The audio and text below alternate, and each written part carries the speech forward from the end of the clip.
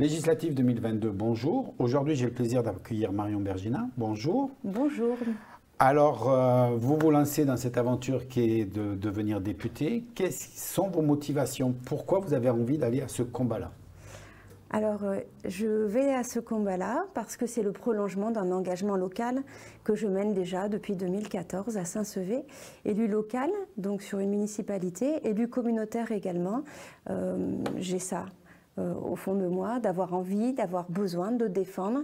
Et pour moi, l'engagement de député, c'est d'aller encore plus haut, encore plus loin dans cette défense du territoire qui sont nos Landes et en particulier notre 3e circonscription. Donc vous partez sur la 3e circonscription, comme vous dites. Alors, pour quel parti politique, quelle est l'étiquette que vous voulez défendre? Alors je pars pour le parti politique Les Républicains. C'est un parti que j'ai dans le cœur, c'est un parti qui contient toutes les valeurs qui sont les miennes, et notamment les valeurs de droite républicaine et de sujets comme on appelle régaliens, c'est-à-dire les grands thèmes que sont l'éducation, que sont la justice, que sont l'économie de manière générale. Alors, on va parler après un peu des sujets à défendre, de comment ça va fonctionner. Avant, je vais vous poser une petite question. Justement, on parle de parti républicain. Aujourd'hui, quelle est la situation politique en France pour vous? Parce que, vu les élections et vu les scores qu'on a vus, comment vous vous situez et comment vous situez la politique en France aujourd'hui? Moi, je pense qu'avant d'être élu, avant d'être candidat, on est citoyen. Et comme vous, j'imagine, les gens sont perdus. Nous, on fait des marchés depuis déjà le mois de février. On est engagé, on a été déclaré assez rapidement, même les plus tôt, que ce soit moi ou mes collègues sur la 1re et la 2e circonscription. On est au contact du terrain, des entreprises, on est au contact des gens. Ils sont perdus, on l'est aussi. Et ça fait partie aussi des raisons qui ont motivé mon engagement de partir sur cette campagne des législatives. Beaucoup de partis, des étiquettes, mélangées, un melting pot. Je me dis qu'il faut maintenant être très aguerri, très affiné pour arriver à décortiquer tout ça et comprendre et surtout s'y retrouver. Donc moi, ce que je souhaitais, c'est d'avoir une ligne claire, nette et précise et que les gens n'aient plus à choisir par défaut ou alors à, comme on dit maintenant, voter utile. Justement, ça a été le vrai truc de ces présidentielles, le voter utile. Là, vous partez à deux. Quelle est la personne qui vous accompagne, puisque maintenant c'est un effet de ces élections, toujours un duo? Alors j'ai la chance, la grande chance d'avoir Bernard Lacouture à mes côtés. Il me suit depuis de longues dates, il me suit en particulier depuis, comme je vous l'ai dit, février, où vraiment on est déjà en campagne pour être au contact et bâtir aussi un programme qui soit réel et réalisable, mais qui soit au plus près des besoins des gens de ce territoire. Donc Bernard Lacouture, c'est un jeune retraité agricole, et ça c'était très important pour moi, donc je suis ravie et vraiment très honorée qu'il ait accepté d'être mon remplaçant, comme on dit dans ces élections. Il porte en lui les valeurs qui sont les miennes, donc de la droite républicaine. Il est engagé auprès de la défense des consommateurs au sein de l'INAO. Il est engagé au niveau aussi de la qualité des produits, engagé au niveau des questions locales, de nos cultures locales, en particulier taurines. Il est à mes côtés, il est bienveillant, il m'apporte sa sagesse, et ça c'est très important également. Donc j'ai la grande chance d'avoir Bernard Lacouture comme remplaçant. D'accord, parce que le suppléant, c'est un remplaçant au cas où. Au cas où je devienne ministre, effectivement, ou quelque chose de différent, mais que je ne me souhaite pas. Donc... on va parler d'un autre parti qui n'existe pas, qui s'appelle l'abstention. C'est très étonnant parce qu'il a disparu du débat. Pourtant, c'est quand même un phénomène très important aujourd'hui. Comment vous expliquez ça? Alors, je l'explique comme ce que je viens de vous dire juste avant, c'est que les gens sont perdus et je peux les comprendre. Honnêtement, on va parler d'autres partis. Est-ce que c'est des partis? On parle de NUPES aujourd'hui. On parle de Ensemble, on parle de Horizon, il faut vraiment avoir le temps. Donc je peux comprendre les gens, ils ne s'y retrouvent pas.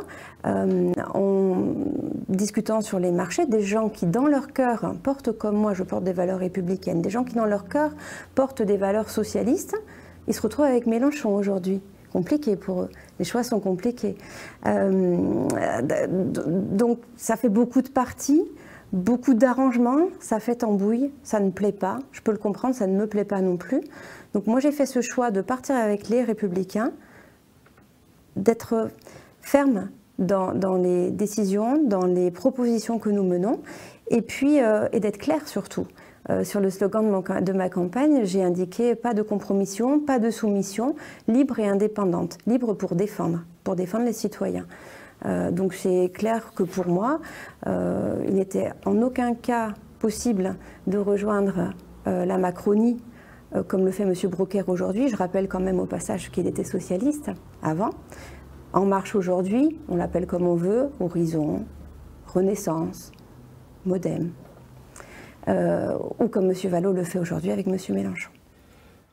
La législation, les députés, c'est un poste un peu particulier puisqu'il y a deux actions complètement différentes. Il y a une action nationale et il y a une action locale. Comment vous voyez ce rôle justement d'un député? Comment il doit s'équilibrer? Alors, le député vote les lois. Il doit... Alors moi je le vois d'une manière inverse de ce qu'on a vécu. Désolée, je reviens, mais on n'a pas eu de constat dans les présidentielles qu'on vient de passer. Et personnellement, ça m'a choquée, comme beaucoup d'autres choses, parce que c'est normal et c'est démocratique que de faire des constats. Quand on a été en place, on a un bilan, on doit le défendre, surtout si on en est fier. Donc là, à ce niveau-là, moi ce que j'aimerais, ce que je ferai demain si je suis choisie comme députée sur la 3e circonscription des Landes, c'est de monter les sujets à Paris. Je rappelle qu'un député vote les lois nationales, bien sûr. Il y a un certain nombre, on y reviendra peut-être après aussi, d'allègements bureaucratiques à faire pour pouvoir financer aussi, ça c'est la droite républicaine, tous les engagements que nous souhaitons mener. Mais ce que j'aurais souhaité d'un député, c'est de monter les dossiers locaux à Paris et non pas l'inverse. J'ai lu récemment le nombre d'interventions. Personnellement, moi qu'on intervienne 1000 fois, ça m'importe peu. Le député sortant était président de la commission agricole. Je me pose quand même beaucoup la question, et les agriculteurs que je rencontre au quotidien me la posent également, la vaccination, pourquoi on en est seulement au test aujourd'hui? Je me pose vraiment la question. Donc 1000 interventions, personnellement, ça m'apporte peu. Ce que j'aurais aimé, c'est que le territoire avance.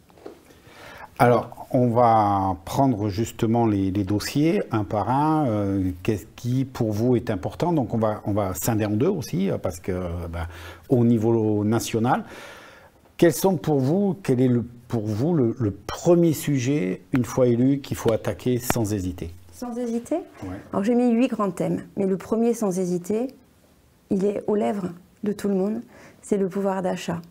Alors, effectivement, on a des enjeux nationaux et des enjeux locaux. Ils sont les mêmes ou moins. Notre circonscription, elle a aussi ses besoins très particuliers.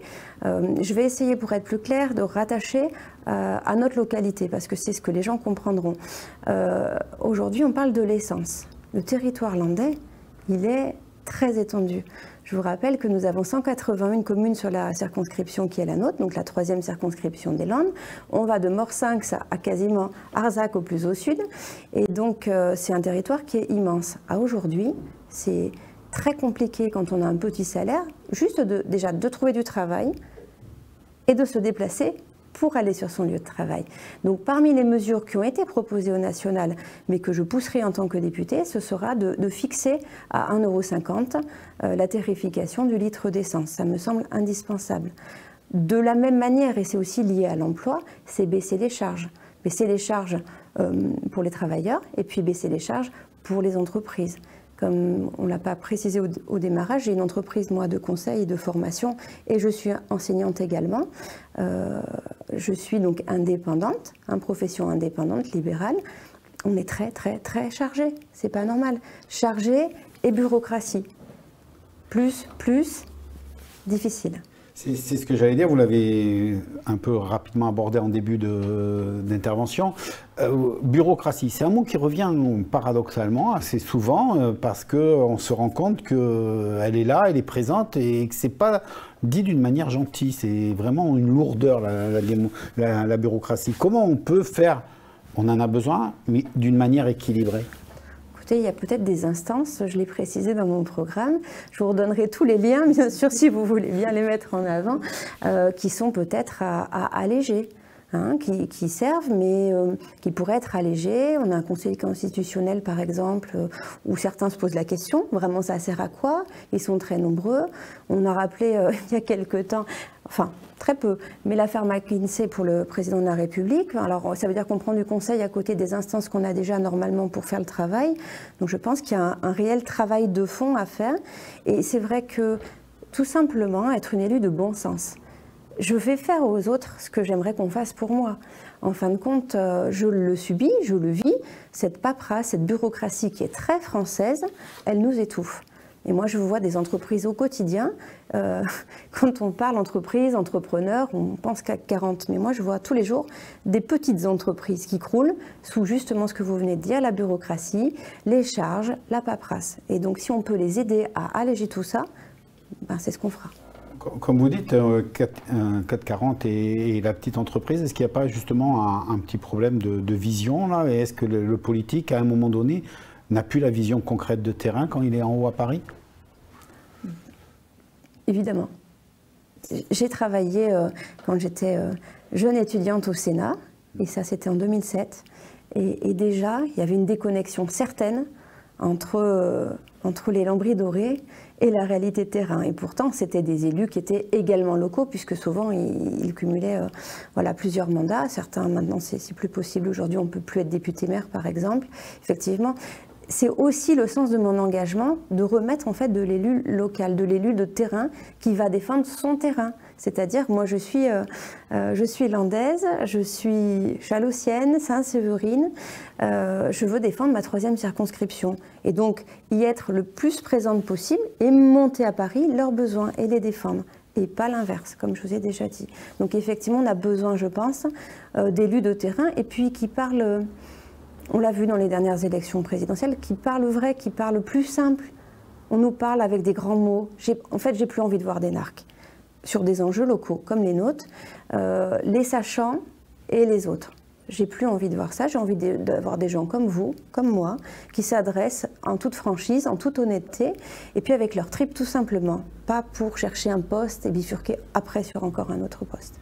Alors, dans cette philosophie, on peut parler, on sort de la période Covid, qui a été une période vécue de différentes manières, et on s'aperçoit qu'il y a toujours des gros problèmes à l'hôpital, dans le monde de la santé, et que ça n'a pas beaucoup changé finalement. Comment vous voyez ça, et qu'est-ce que vous voudriez faire à ce niveau-là ?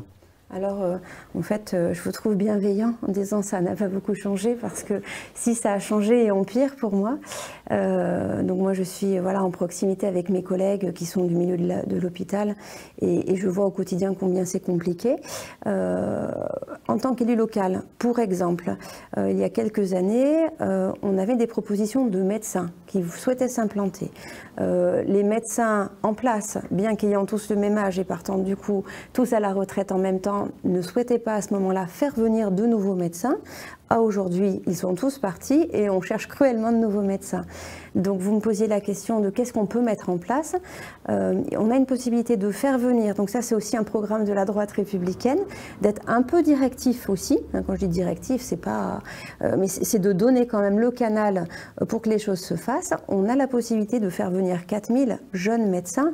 On les appelle médecins juniors, moi j'aime pas trop cette expression-là, mais c'est simplement des jeunes qui sont déjà médecins, mais c'est leur 5e et dernière année d'études.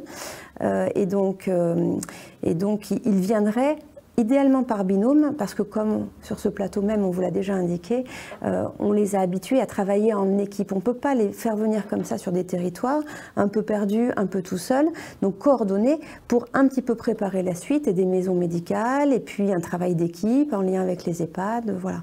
Donc ça fait partie des choses que je défendrai, que j'ai mis sur mon programme. Également de s'occuper des aidants, parce que c'est quelque chose, et je l'ai vécu personnellement aussi, qui est très compliqué d'accompagner un malade.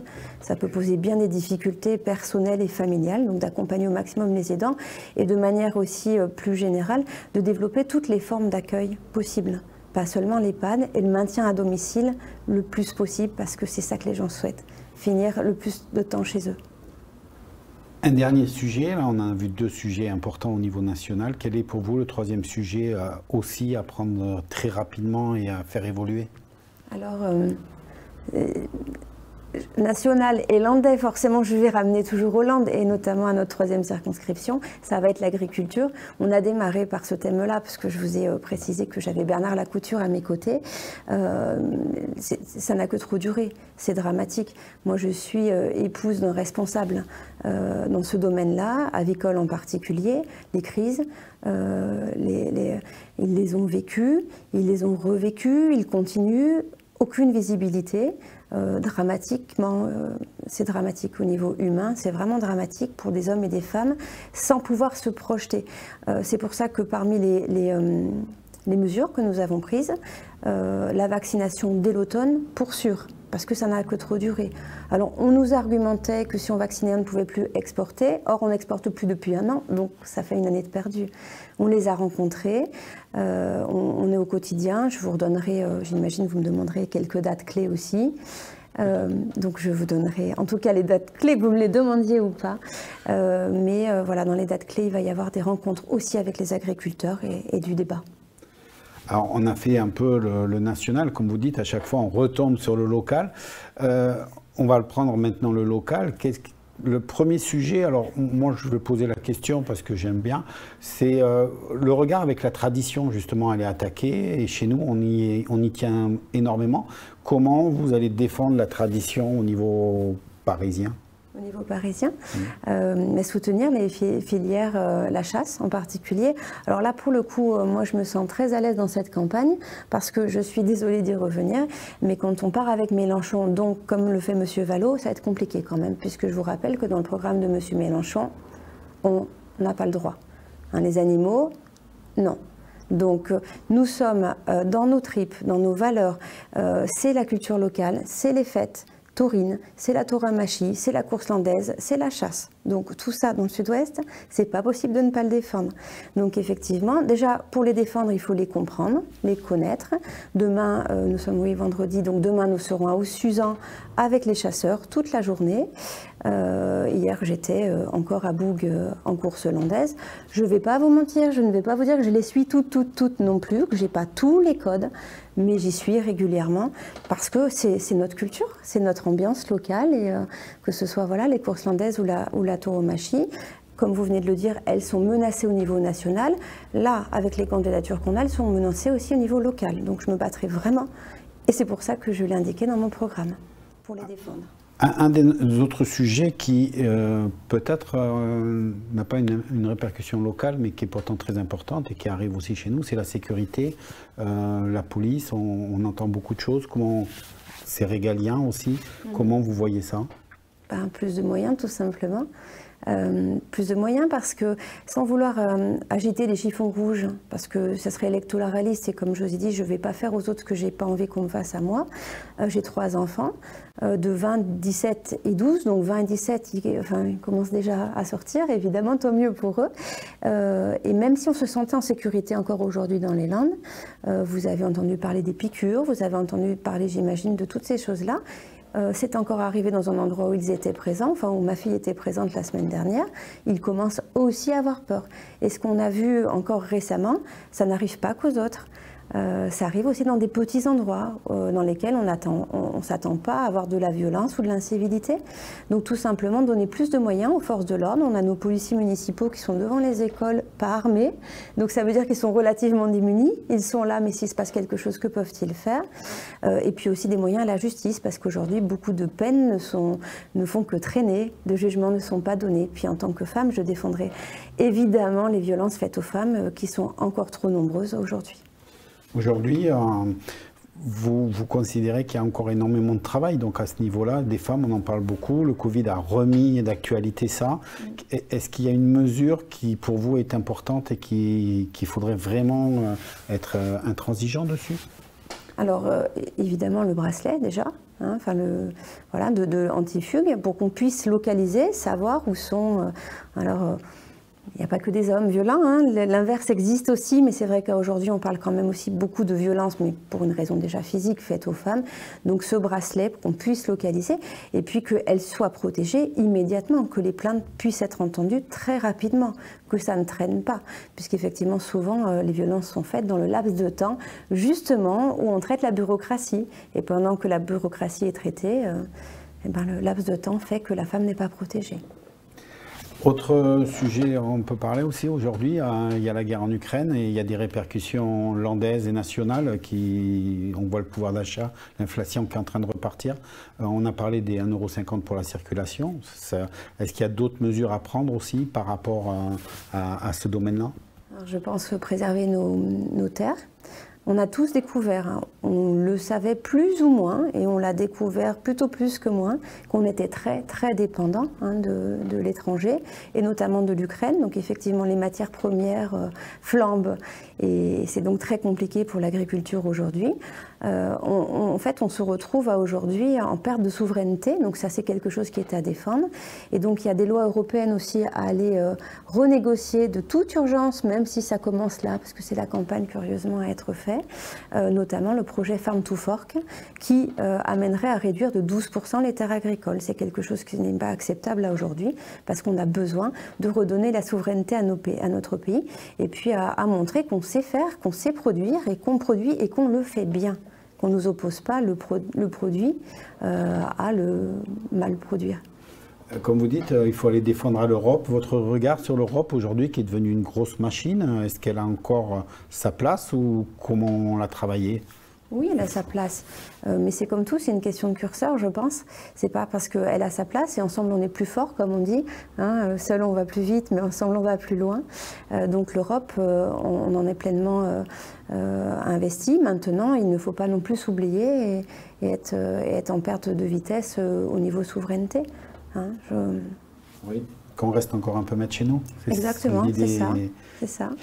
On arrive un peu autour, est-ce qu'il y a un sujet qui, pour vous, qu'on aurait oublié, qui est fondamental et qui serait très important à ne pas oublier, justement? Alors, on a 8 grands thèmes dans notre programme en particulier. On en a balayé quand même les plus essentiels sur la circonscription, donc les valeurs landaises, l'agriculture, la santé, la police-justice, on l'a balayé. Effectivement, on n'a pas parlé, mais souvent je le lis d'une certaine manière quand même à l'agriculture aussi, à l'écologie, parce que j'ai encore été reçue l'autre jour où on est cherché à me faire dire que agriculteur pollueur quelque part. Moi, je vois des agriculteurs qui travaillent bien. Et donc, on parlait de CAC 40 tout à l'heure, c'est pas parce que on oppose aujourd'hui, on est dans une société qui oppose les gens et c'est pas, on parle de circuit court très bien, mais le circuit court ne nourrira pas toute la planète. Donc les agriculteurs produisent plus et produisent bien. On leur donne des normes qui sont drastiques, donc on essaie de nous amener un peu sur ces sujets-là. Et quand on donne une contrainte, je pense que c'est important de donner une solution. On a donné des contraintes sans solution, voilà. Donc l'écologie à ce niveau-là, et puis évidemment sur tout ce qui va être décarboné et les nouvelles énergies, et notamment le photovoltaïque, la méthanisation, l'hydrogène, tout un tas de choses qui ne sont qu'en développement et sur lesquelles on doit aller, c'est sûr. Alors, comme vous disiez tout à l'heure, on va en parler, oui, des dates, puisque on arrive à la fin de l'interview et que pour continuer cette interview, les gens peuvent vous retrouver où à partir de demain? Quels sont les lieux? Comment vous faites votre campagne? Alors, on fait notre campagne sur le terrain, donc depuis février, donc encore plus maintenant, bien sûr. Donc, j'ose pas trop bouger à cause du micro, mais là, j'ai un petit... Donc, vous pouvez, et puis peut-être vous aurez la gentillesse de l'ajouter, flasher les codes aussi bien de la chaîne YouTube que du Facebook. Donc, vous retrouverez toutes les dates, et puis peut-être à travers les médias, je l'espère aussi. Donc, des marchés, dès que on est au jour de marché, hein, nous étions encore à Aire-sur-l'Adour, nous serons à Hamoux, nous serons à Saint-Sevé, nous serons à Villeneuve-de-Marsan à nouveau. Donc, toutes ces dates-là, à chaque marché. D'ailleurs, on est les seuls, c'est étonnant, mais en tout cas, c'est des très, très jolis moments. Nous faisons beaucoup de voisinades et de réunions publiques, donc là aussi, vous trouverez les dates. Voisinade, c'est l'occasion de voir des gens en comité un peu plus restreint, mais en général 30-40, et donc d'avoir des échanges vraiment plus poussés. Donc ça, c'est notre méthode aussi, et qui me ressemble et que j'aime. Et ensuite, puisque vous voulez vraiment des dates sur la semaine qui va venir ou les 2 semaines qui vont venir. Donc nous serons en réunion publique lundi prochain, le 30 à Inx. Donc c'est toujours à 20h. Le mardi à Grenade sur l'Adour aussi à 20h. En débat où tout le monde est invité à Soupros avec la FDSEA le jeudi 2 juin. Et un barbecue champêtre agricole champêtre à Saint-Yaguen le vendredi 3 juin. Je ne pense pas m'être trompée dans les dates, mais après vous retrouverez tout ça. Qu'ils aillent contrôler sur vos réseaux sociaux. Exactement. On arrive à la fin de cet entretien. Je vais vous poser la question que je pose systématiquement à tout le monde. Le 12 juin, on va avoir 9 possibilités sur votre circonscription. Pourquoi je dois choisir Marion Bergina plutôt qu'un des 8 autres? Qu'est-ce qui fait que ça doit être vous et pas un autre? Eh bien, écoutez, je pense choisir Marion Bergina parce que je suis courageuse et honnête, parce que je porterai vos messages. C'est important pour moi parce que je serai la députée que j'aurais aimé avoir comme députée pour me défendre et pour défendre ma circonscription. Voilà, donc votez Marion Bergina et puis votez en conscience, c'est-à-dire face à un programme et pour une personne. Ça me semble très important aujourd'hui, contrairement à ce qu'on a vu par le passé. Merci beaucoup d'avoir pris le temps de passer sur cette campagne. Merci, je vous dis Claude. au soir du 12 juin. À très bientôt. Bonne fin de journée. Merci à vous.